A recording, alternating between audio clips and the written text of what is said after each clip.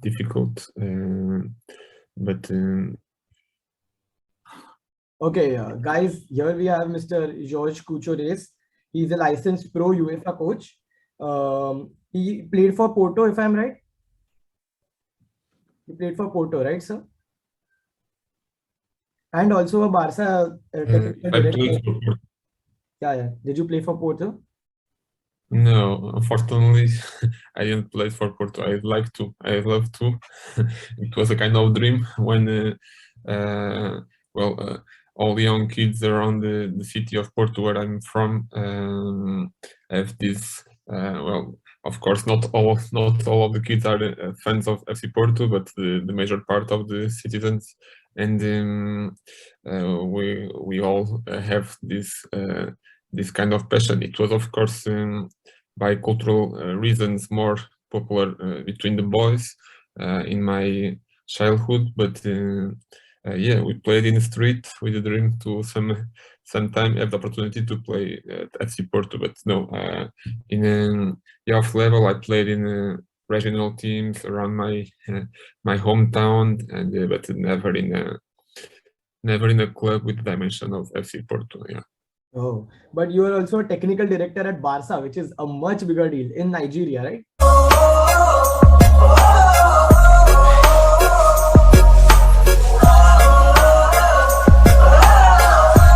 Am I right? Are you still there? You are right, and I think your T-shirt is a nice T-shirt. I'm a cooler through and through. You came well prepared. Yes, I had this great opportunity that came into me. But before that, you mentioned Porto. I was lucky to coach with the youth academy in FC Porto in my second stage after starting in also my hometown club as a coach. Then I moved to FC Porto during 3 seasons, and after that I decided to move to Barcelona to continue my studies.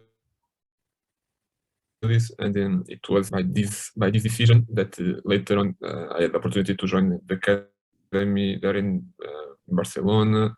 And after being in the local academy in Barcelona during some seasons, also the opportunity to move around different nations to spread the Barca methodology and Barca style with all the pleasure in the different places. Then I had this also very rich experience to coordinate the academy in Nigeria, in Lagos, which was a very big challenge in the sense of the differences in terms of cultural background, social background, and I need to adjust myself and to know the reality in that place. Yeah.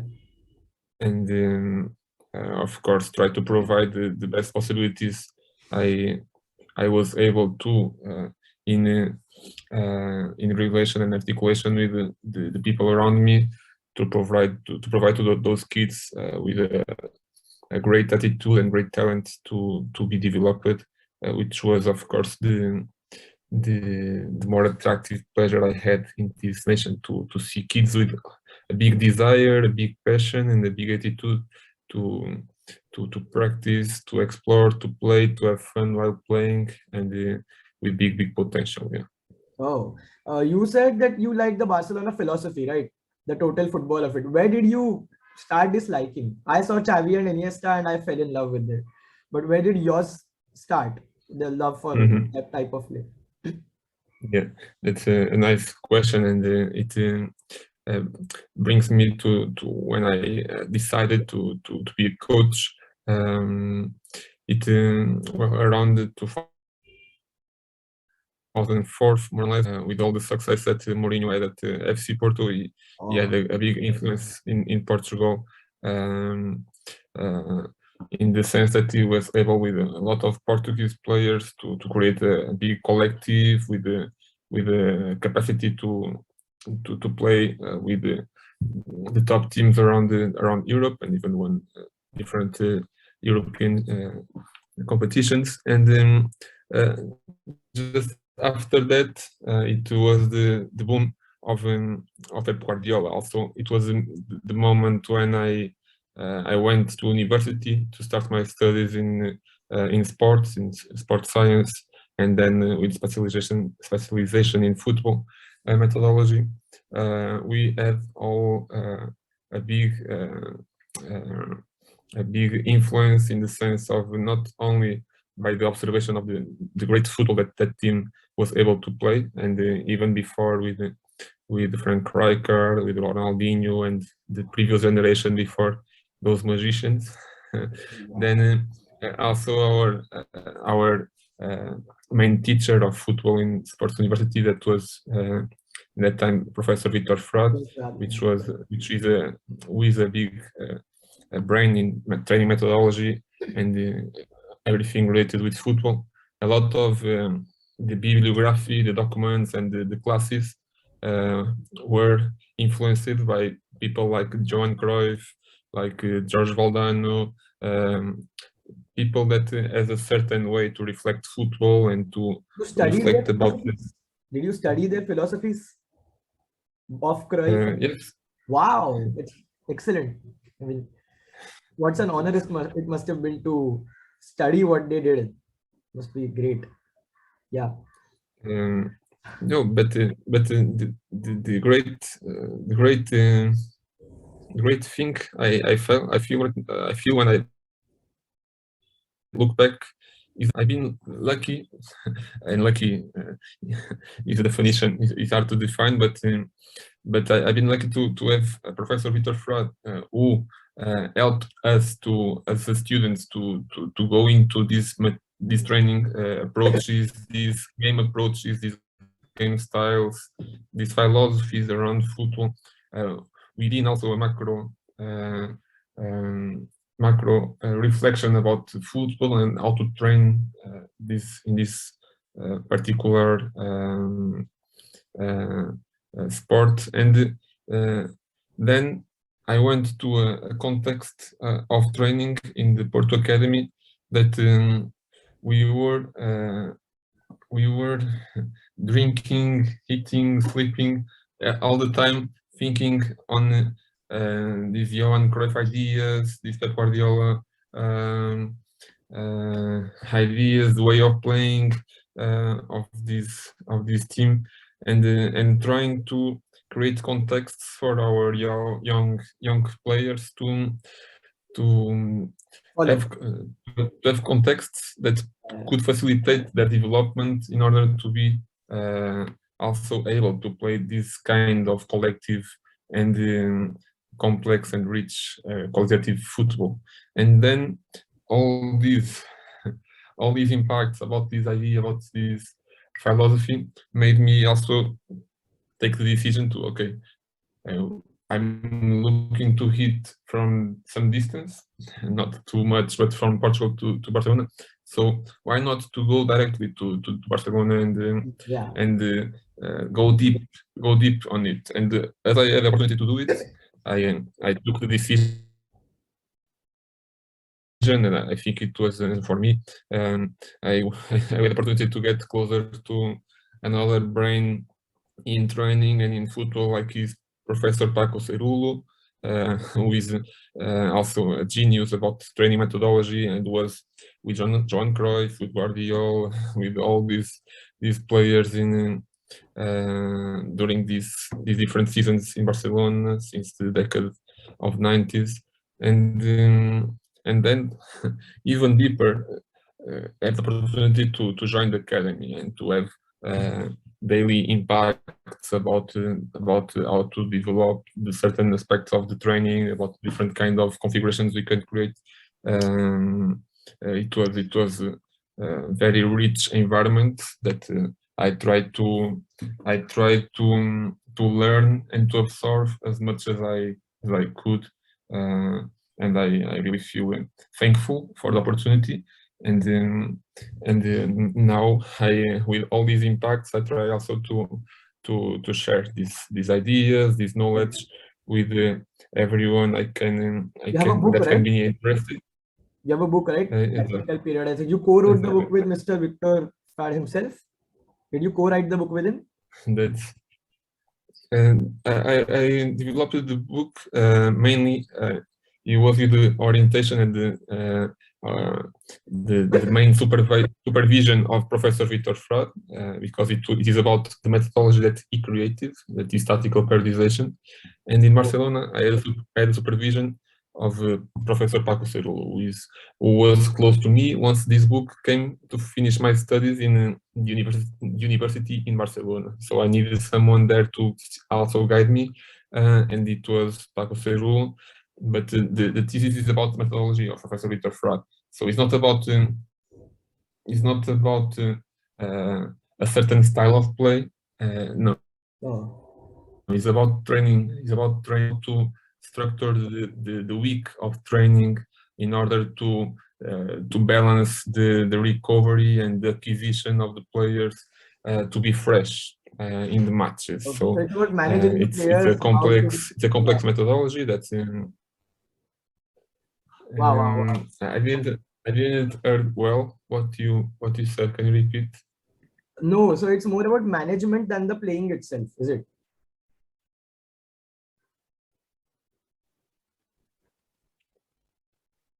Yeah, can you hear me? Now I can. Yeah. So is it, my internet's a little bit weak. So is tactical periodization more about the management of the I'm players seeing. than playing?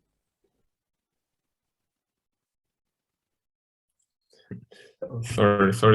The connection here sometimes is not perfect, but let's try again. Is it more about the management of players than about the training of them? Is it it's management, right? No, it's about the training. It's about the training process. It's about how to what can we do in the space we have between matches in order to develop our identity as a team, our game idea in order to be developed. But you also have to know that the players the players and the team have some needs in terms of recovery from the matches. So it should not be always a train with a big complexity, with a big continuity. So we need to manage well the duration of the situations you create, the amount of situations you create, and the complexity in it within. So sometimes your sessions will be more focused in recovery, and that's also a big need in the actual times of top football, because there are a lot of competitions, a lot of matches. So less time to train and more need to focus on the recovery. And it is a big challenge for the coaches to keep the players fresh, to keep the players ready to compete in their best possibilities, because of this amount of matches that they have. So tell me how deep you want to go into the methodology, or if you want to talk about other aspects, you guide me. I'd like to go deeper. I love talking about football anytime. Yeah.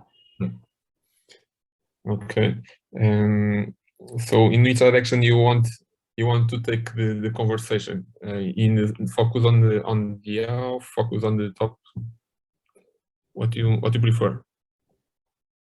I guess, by the way, I also wanted to tell you that regarding total football, Xavi is the new coach, right?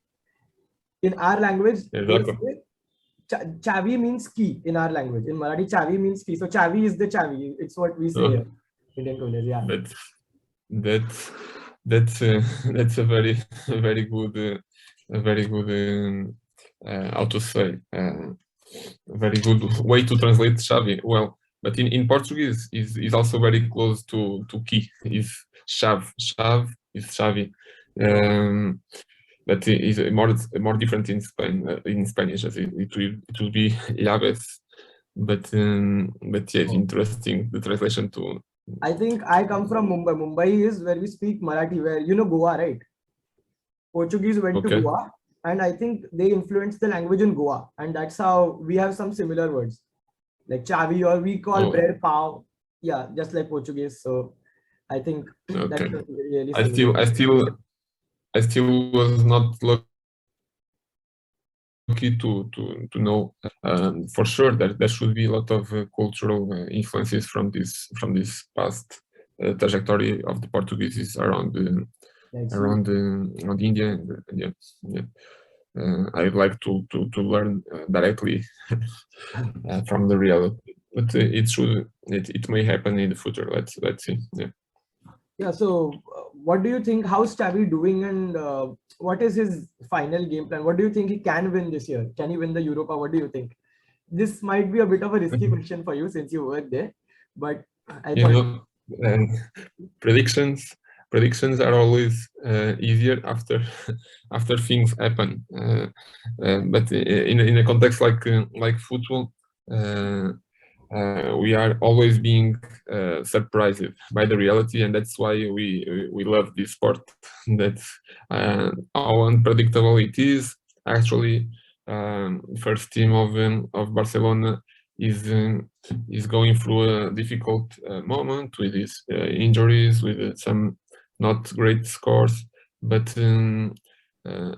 who understands of training and who knows Xavi philosophy, Xavi ideas, knows that it should be a question of time. A question of time. Of course, we don't know. I don't know exactly how the process is going in terms of trainings, in terms of this management of the sessions and of the people, because we should take in consideration that first we are talking about people, about human beings, and it's complex to manage a locker room like this in this club, and also with all the influence from outside in a club like this, and but I'm really optimistic and confident that ideas need time to be developed, to grow, to generate an impact that we can observe in the reality.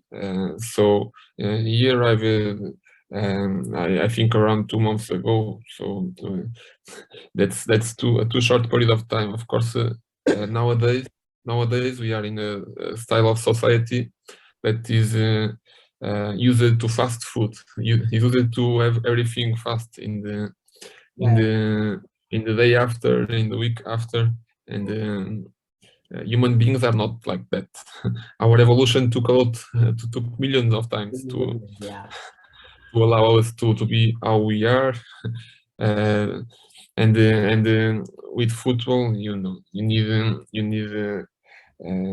you didn't have opportunity to have a period like the pre-competitive period where normally the coaches use this time to implement the ideas, to have the players coupled to each other, and he didn't have the opportunity. He came, and the boat was already in the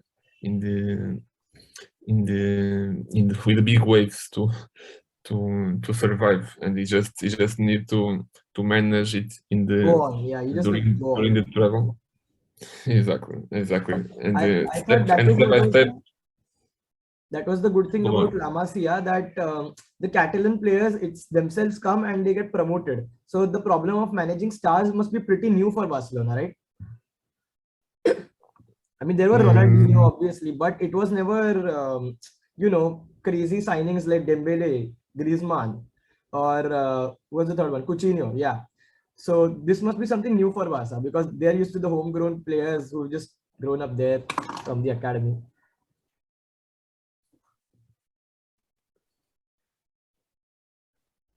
Okay, better now. Well, historically, the club always had great players from outside. Also, of course, the local players were the main amount were from there, from Catalonia, but there were also players coming from other countries, like the Hungarian players around the 50s and 60s, like Kubala, who is a historical player from Barcelona.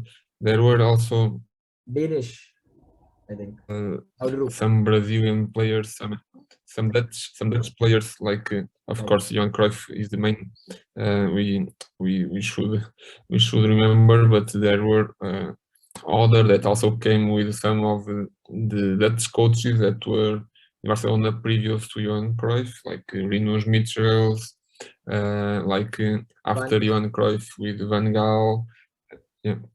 No one is still right, but a lot of who did I? players, like even Ronald Koeman. Ronald Koeman Koeman, yeah. was also previous player in Barcelona. But the main concern is how these players from outside adapt to the cultural aspects of the club and of the region. And historically, these players coming from outside, they had this humility to I'm arriving to a new place. They have already a way of playing, a way of being. Let me try to learn from there to try to adapt easier. But there's the need of this has to be managed by ourselves. And actually, the players that arrive earlier to top and are talked around the world as the stars, their ego is constantly being increased and increased and increased. And then they, of course, when they arrive to a new context, they want to be the top guys there. They want to be everyone adapted to them. And if someone comes with the main attraction, yeah, totally. if someone comes with rules, and if someone talks to them to be collective, that's a big problem, because they are like they are treated like individual stars, and football is a collective sport where you have to adapt to all these contexts where you arrive, both both inside the pitch and outside of it. Yeah. Did you ever see ego clashes when you were trying to coach a few teams? Did you see them in the boys you coached? Did you yourself see? Can you repeat? I didn't understand very well the question. You also went to a coaching academy, right? So did you see ego clashes in front of you happening, and how did you handle them? I really want to know the process of how does one get a UEFA Pro license, because I am really curious about it. Yeah, and on your journey. The first part of the question is very complex, and at the same time simple to train good players, and to train players who have dreams, who have a passion for football, and normally these are categories that are implicit to all the professional players, mainly from the culture that I'm used to deal with. So they have this passion, they have this desire, they have this attitude, this focus, this enjoyment for playing football. So it's very easier in the sense that you also have this desire and this passion, and it should also start from yourself as a coach. But at the same time, then it's just about to create an environment where they can connect to each other, and of course then you have this human management about their expectations, about their egos, that you have to educate. And that's why we don't talk about we are coach of footballers. No, we are coach of human beings who play football, and you have to have this educational role always present in all attitudes you take, in the model that you represent to the players, in the models that you can take from the professional players that can be positive role models for the younger ones, and sometimes you also have to manage this because as we talked before, maybe sometimes the stars, like we said, their attitudes are not that good in the way to influence the younger ones. So we need to have conversations with them. We need to have sometimes good examples, sometimes not so good examples to also learn from it. And but if you look into the players that came from the academy, you look to not only observe players that have these club values very, very, very present. And Barcelona is also known by this character that is developed in the players in communion with these values that we are talking, like for example, the humility is one of them, the effort is another one, ambition, teamwork, and respect. These five values are present in all the training sessions, in all the moments within the relation inside the club and the academy. So that's why then you have also good examples normally from the players coming from the academy. Yeah. And then the other question about the UEFA license. Of how to be, It is in my situation. As I said, I'm Portuguese. I was studying in Porto, and at that moment, it's different now. But at that moment, Portugal was not giving licenses. Was not giving courses to have the UEFA licenses because of the federation aspects to be coordinated with UEFA, and it was also in some way an influence for my decision to move to Spain, where the courses were still going on. And well, once you arrive to a new country, of course you have to work on the documentation to be registered in the country as a foreigner, and then you do a normal application to the initial licenses. There are different degrees of license. D license, actually, license B and A, right? DCBA are the available. Exactly, and then it's kind of mandatory in Spain to have at least the C to have the opportunity to coach in any youth club. So you start by doing the C, and then you just have to follow the steps in terms of doing some kind of internship when you finish the theoretical classes. Then you have the evaluations of the classes. You have also the evaluation of the practical reports that you do about your sessions, and then it's a continuous process into next lessons, next licenses. But the logic is more or less the same inside each degree of the licenses. What happens is that the complexity and how deep you go into each topic becomes of course more challenging and also more attractive in the highest degrees. But from my experience also, the main part of the big part of my knowledge about football didn't came from the license, came from this experience in the big clubs like FC Porto, like Barcelona, and the learning that I had from two great minds like Professor Vitor Frade and Professor Paco Ceru. Then the courses were more bureaucratical aspects that I had also to do in order to have the permission to also work to show that you have the degree. Yeah. Oh. Yes. Okay. Yes. But of course, it was also rich in this, not only by the contents, but also different people, to know different perspectives, to know about how the coaches in Spain learn about training, because not everyone also had the opportunity to be with brains like Professor Vitor Frade or Paco Ceru. The most part don't have this opportunity, so they only have these courses to learn about training. they are well structured, but I think well, that's also an opinion on it.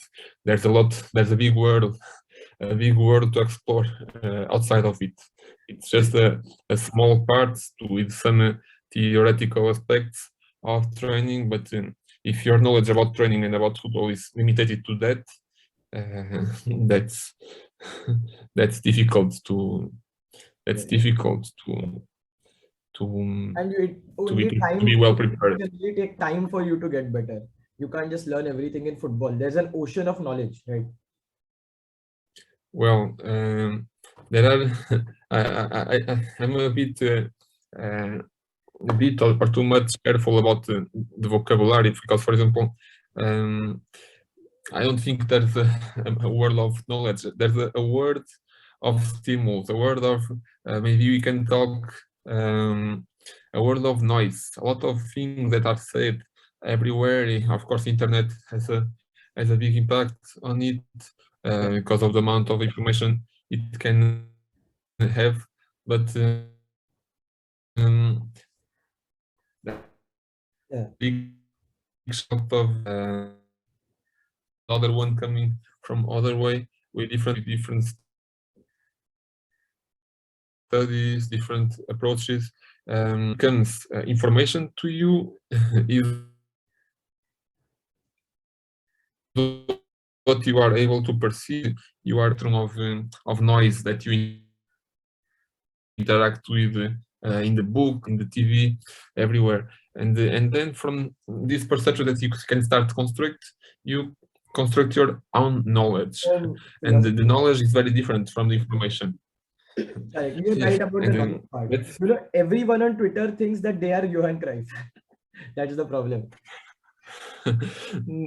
well, Johan Cruyff.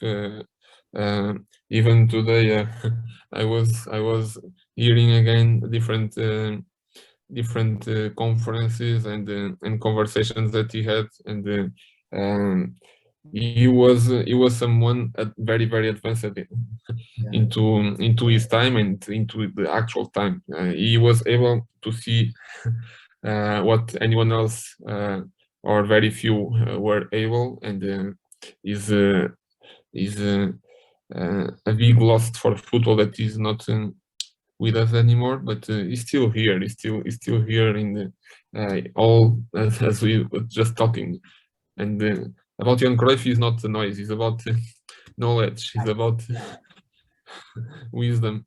So it's very recommended to hear again and again from him, and to read and to listen.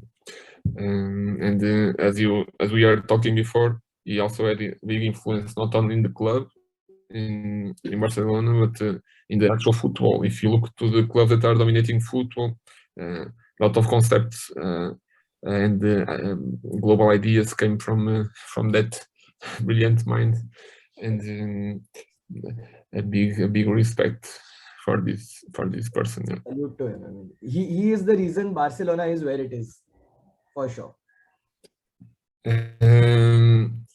I was more careful about this affirmation because actually the club is going for difficult times, and this is Yeah, not actually, I didn't this mean is it not that way. because of him. I didn't mean it This that was way. I meant this that was it people that became the giant it was because of him. Sorry, yeah, I was wrong there. never only one person does anything in the world, but he was of course a big Part of it. Yeah. influence on that. Yeah. So another thing I remembered was that the AFCON are going on, and are there any of your players there or any of the Barcelona's players there playing in AFCON from the academy? And Well, I'm very interested in this competition, but I'm not being able to see matches. Unfortunately, I follow the scores, I follow the news. I saw that Elias Moriba had a big performances in the group stages, and even was recognized as the best younger player in the group stage, and he's playing with Guinea Equatorial. I'm very happy that he took.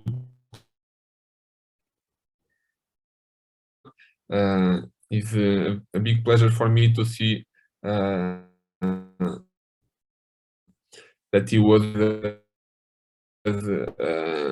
groups in the AFCON. That's a player that I've been able to observe and to be very close to him. He was old with a top coach like Marc Serra in Barcelona. In that team when it was under 11, and he was already a different player in the sense that he was able to do things or able to surprise the ones that were looking. And normally this idea of surprise, of doing the unpredictable, of being able to see things that the other ones are not able, is what differentiates the big talents. And then he had also a very particular character that, as we talked before, was also something that had to be managed during his learning process and his development process. But it was also part of the reasons why he was able to arrive to where we are, because he really had this desire, this ambition, this confidence, this passion for challenges, and these are ingredients that makes the top players. And as I was saying before, I'm also happy that he took the decision to play for this nation, because he perfectly could play for Spain. But these countries need the good players to stay. They should. I feel that if we're able to look to their origins, also to his family's origins, and it shows that the kind of person he is. And I think now he's a player that is having difficult times to adapt to a different football in German with Leipzig, but I'm very confident that he will be also have a possibility to have a great career. From other players in the competition, maybe you can help me. I'm not remembering. I'm not remembering other ones, but probably may exist some. If you're really talking about player, not Barca, but Mane is good.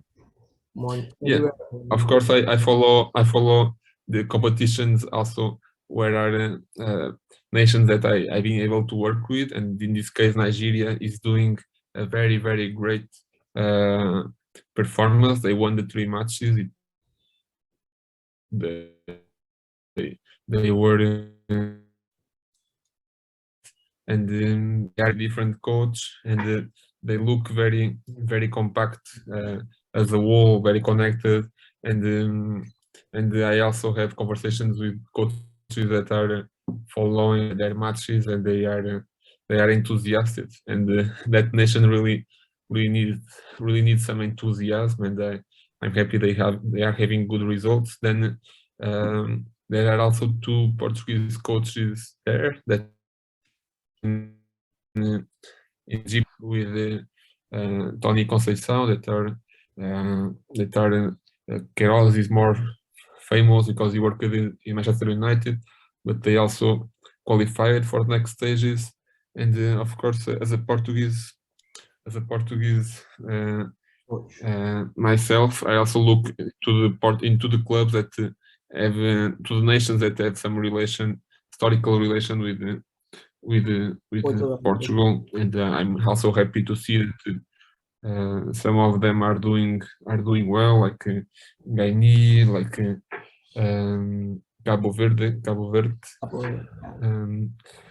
and then it's attractive competition. I think it's not having the respect that this continent should have. Even the calendar where it is not perfect. As for example, we have these problems with some clubs that don't want to leave the players to go to play for the national teams. But I think is a more political respect for the continent. Yeah, and, the country. I think Overall, we should Asia look and Africa so. are not as respected in football. That's something that I hope new people with new perspectives can change in order to be more equal, be more empathic, For sure, yeah. and respect. I think as a and is already had a big impact in football, and I think with the development of the societies around different nations in the world, this continent will have each time more impact for the differential environments and constraints that people have that they allow, for example, the younger players to play in the street, be more free to explore. And in the developed societies now, everyone is only seated, playing computer games, So true, yeah. with the mobile phones, and not having these body explorations that I used to still have in my childhood. But actually, I looked around my city in Portugal, and that disappeared. And that has a big influence in the actual state of football. That's scary. Maybe the connection. It's scary, right? I never thought the numbers of That's people scary. playing football would Not reduce. only about football. Yeah, not only about football aspects, but even in more global aspects, like in health of societies, because we have people with less habits of movement, with less more addicted to be connected online, to be in social medias. Damn. Yeah. And all this with less exploration and less diversity on their possibilities, and that will have big impacts in large term on their health. And sir, I have two last questions. Not hearing. I think the net. Yeah, it's better now. Don't.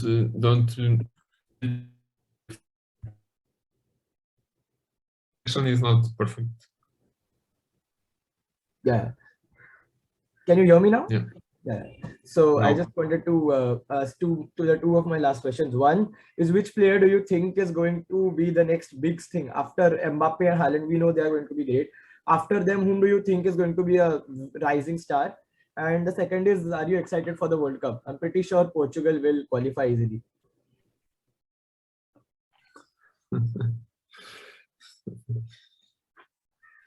Okay. First thing I have, or first thought I have about this, that I hope Portugal can qualify. Portugal actually has a big generation in terms of the amount of talent for different positions, because historically also Portugal great quantity that they have right now. And I think these talents can perform much more than what they are doing, and so let's see if they can connect, synergize in an optimal way than we are doing till now, because also they will play a big nation like if they are able to win to Turkey, then they have to play to Italy, which is the actual European champion. So it will be difficult for Portugal to arrive to the Cup. About the predictions you talked me about the World Cup and the players. About the World Cup, I have a big expectation about the South American teams, because both of them now are being able to compete in the big They can defend now. matches. Argentina, Brazil. They can Brazil defend. is a not only that, but they can be a collective. Yeah, they can be able to do to be competitive in all the moments of the game. Maybe you are right when you say now they also can be able to protect their goal better than they were doing before. But that would not be enough if they were not able to produce to be also effective in the other side. So yeah, they are a wall now, and the teams that I see that can be more consistent as a whole, more balanced in the aspects, in all the aspects, are the ones that will get closer to that. And if I can choose three teams right now, of course, for me, Spain will always be close to get to the final stages of the competitions, because they have a great coach and a lot of talent to pick and to compete. They are also in this challenging moment of transition that always happens, but some very historical players in this nation are in the final moments of their career, so it's also complex to manage that. And of course, they're in Central Europe. German will always be there. They have this competitive DNA, and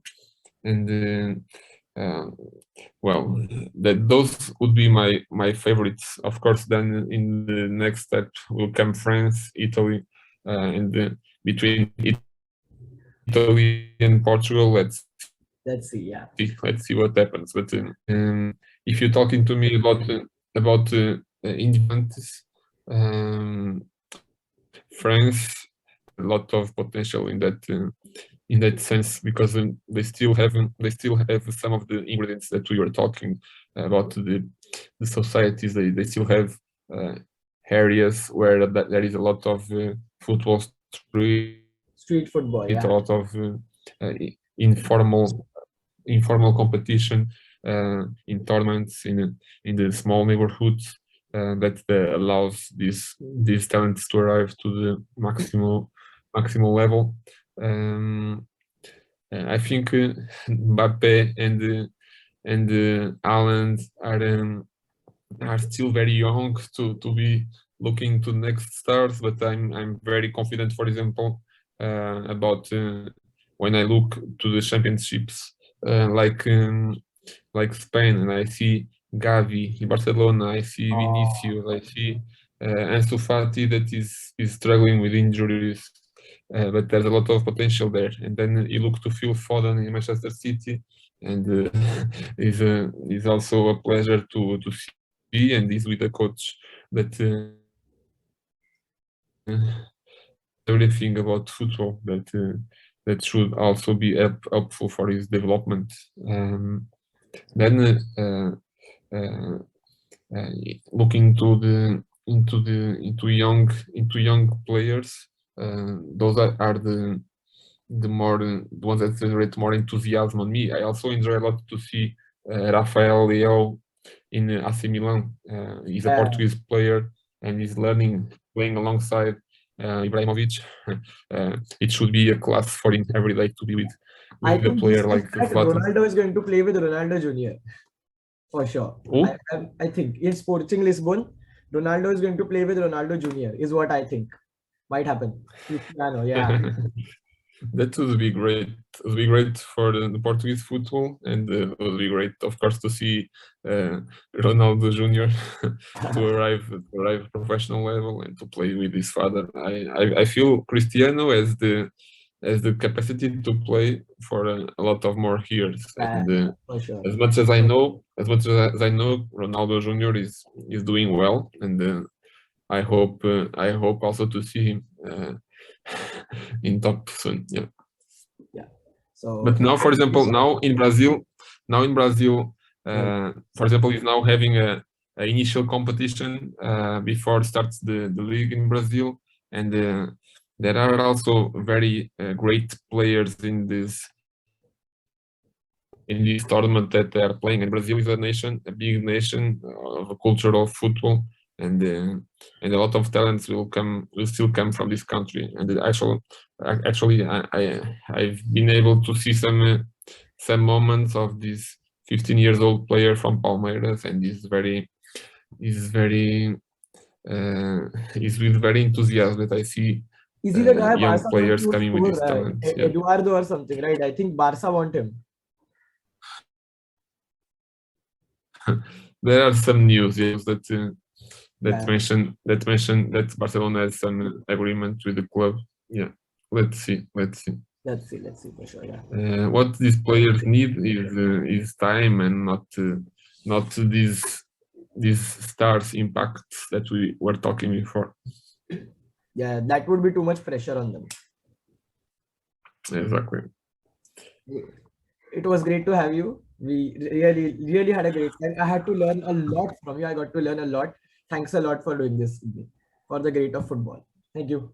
Thank you. It was my pleasure. Let's see if we can meet one day in India or anywhere. Okay. For sure. Nice to see you. Sure. Yeah. Take care. Thank you. Bye.